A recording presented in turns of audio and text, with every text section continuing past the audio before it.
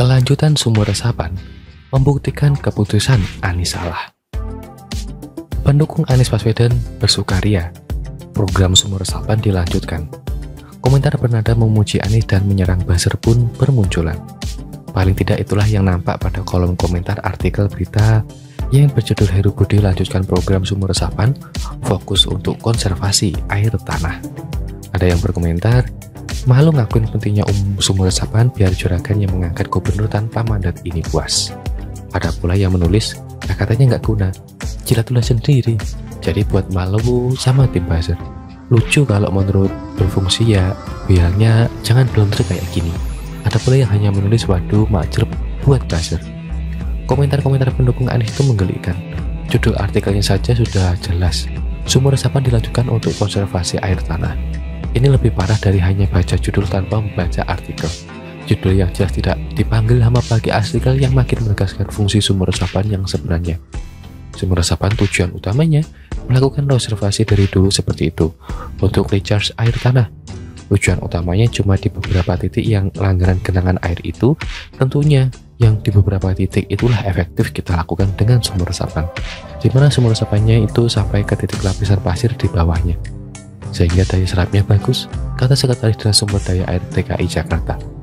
Sudah jelas kan, sumur resapan untuk konservasi air tanah, bukan untuk penanganan banjir.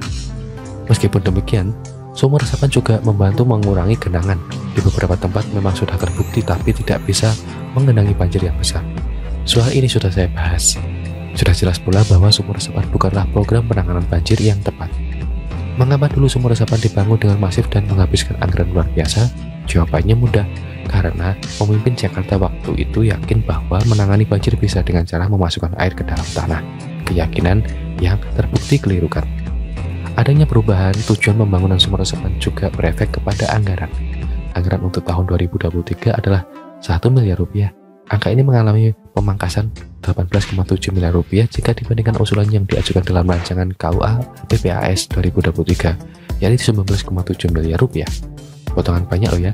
Dari pemotongan itu nampak bahwa pembangunan sumur resapan tidak akan masif. Sumur resapan hanya akan dibangun di tempat-tempat yang memang pas untuk konservasi air tanah.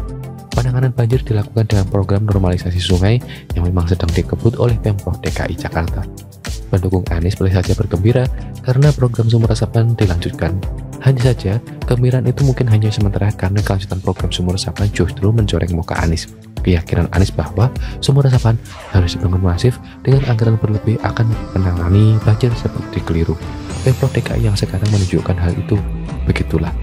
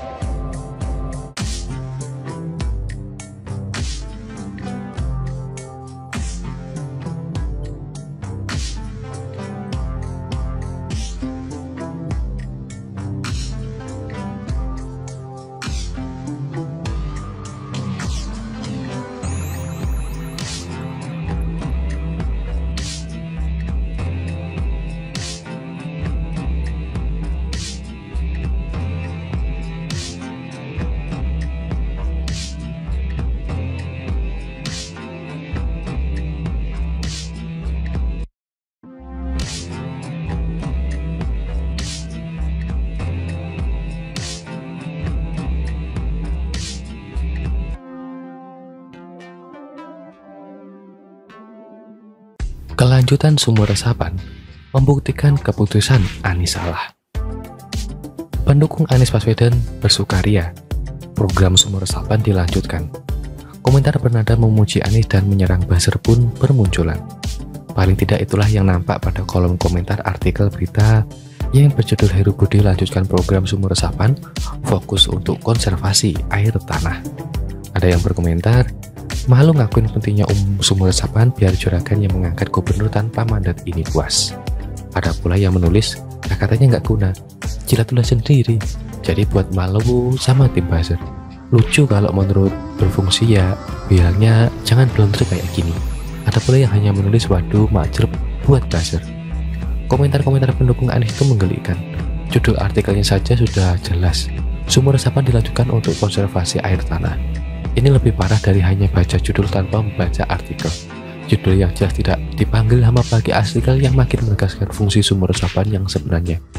Sumur resapan tujuan utamanya melakukan konservasi dari dulu seperti itu, untuk recharge air tanah. Tujuan utamanya cuma di beberapa titik yang langgaran genangan air itu, tentunya yang di beberapa titik itulah efektif kita lakukan dengan sumur resapan, di mana sumur resapannya itu sampai ke titik lapisan pasir di bawahnya, sehingga daya serapnya bagus, kata Sekretaris Dinas Sumber Daya Air DKI Jakarta. Sudah jelas kan, sumur resapan untuk konservasi air tanah, bukan untuk penanganan banjir. Meskipun demikian, sumur resapan juga membantu mengurangi genangan. Di beberapa tempat memang sudah terbukti tapi tidak bisa mengenangi banjir yang besar. Soal ini sudah saya bahas. Sudah jelas pula bahwa sumur resapan bukanlah program penanganan banjir yang tepat. Mengapa dulu sumur resapan dibangun dengan masif dan menghabiskan anggaran luar biasa? Jawabannya mudah, karena pemimpin Jakarta waktu itu yakin bahwa menangani banjir bisa dengan cara memasukkan air ke dalam tanah. Keyakinan yang terbukti keliru kan? Adanya perubahan tujuan pembangunan sumur resapan juga berefek kepada anggaran. Anggaran untuk tahun 2023 adalah 1 miliar rupiah. Angka ini mengalami pemangkasan 18,7 miliar rupiah jika dibandingkan usulan yang diajukan dalam rancangan KUA PPAS 2023, yaitu 19,7 miliar rupiah. Potongan banyak loh ya. Dari pemotongan itu nampak bahwa pembangunan sumur resapan tidak akan masif. Sumur resapan hanya akan dibangun di tempat-tempat yang memang pas untuk konservasi air tanah. Penanganan banjir dilakukan dengan program normalisasi sungai yang memang sedang dikebut oleh Pemprov DKI Jakarta. Pendukung Anies boleh saja bergembira karena program sumur resapan dilanjutkan. Hanya saja, kegembiraan itu mungkin hanya sementara karena kelanjutan program sumur resapan justru mencoreng muka Anies. Keyakinan Anies bahwa sumur resapan harus dibangun masif dengan anggaran berlebih akan menangani banjir seperti keliru. Pemprov DKI yang sekarang menunjukkan hal itu. Begitulah.